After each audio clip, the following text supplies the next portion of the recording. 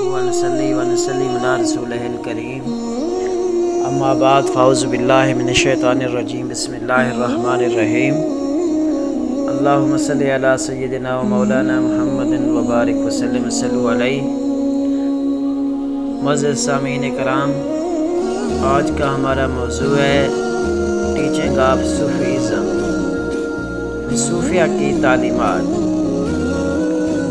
جیسا کہ ہم جانتے ہیں کہ رسول اللہ صلی اللہ علیہ وسلم کی حیات مبارکہ جس طرح تمام مسلمانوں کے لیے اسوہ حسنہ ہے، اسی طرح صوفیہ کے لیے بھی سرچشمہ ہدایت ہے۔ اہل تصوف کا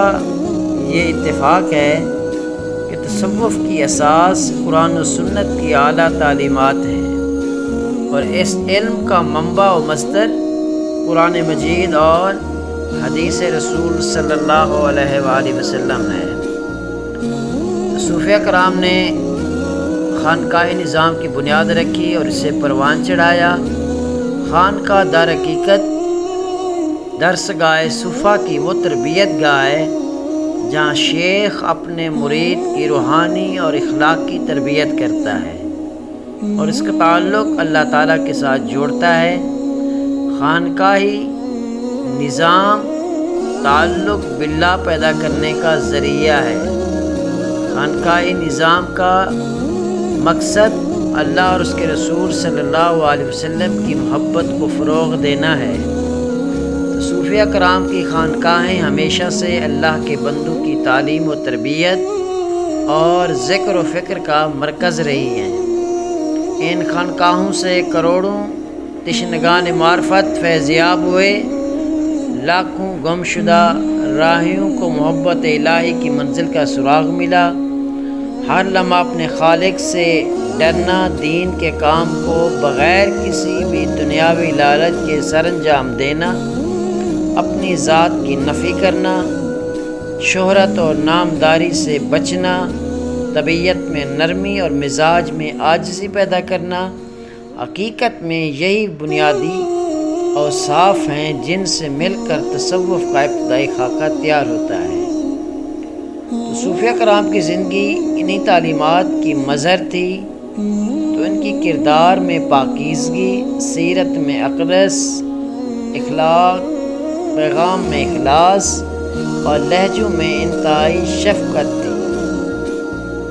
مہر و محبت کے یہ پیکر،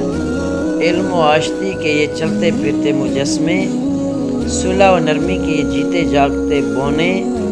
صبر و تحمل کے یہ کوہ و وقار، زہد و تقویٰ کے یہ عظیم و شان شاہکار، عدل و انصاف کے پیامبر اس دنیا میں رہے تو اس شجر سایہ داری کی مانند جو اپنوں کو بھی سایہ فراہم کرتا ہے اور بیگانوں کو بھی، یعنی جس طرح ایک شجر بغیر کسی فرق کے، بغیر کسی امتیاز کے، جس مذہب کا، جس قوم کا، جس علاقے سے بھی تعلق رکھتا ہو، اس کو امتیاز کیے بغیر سب کے لیے چھاور کرتا ہے، تو اسی طرح صوفیہ کرام بھی بغیر کسی مذہب کے فرق کے سب کے لیے یہ اوصاف ان کے یہاں سب کے لیے ایک جیسے تھے۔ تو اور اسی طرح ان خلیق اور شفیق ہستیوں نے مخلوق خدا کے دلوں اور ذہنوں پر حکومت کی اور مقتدیوں اور محبتوں کا مرکز و محور ٹھہرے،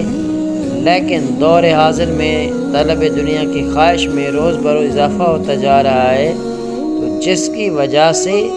تزکیہ و تصوف کی راہ سے نہ صرف عوام بلکہ خانقاہوں کے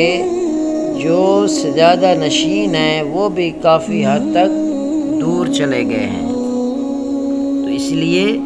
آج اس بات کی ضرورت ہے کہ جن صوفیہ کرام نے اسلام کی بقا کی، اسلام کی تعلیمات کو پروان چڑھایا، بغیر کسی حیل و حجت کے، بغیر کسی فرق کے، مذہب کے، بغیر کسی رنگ و نسل کے،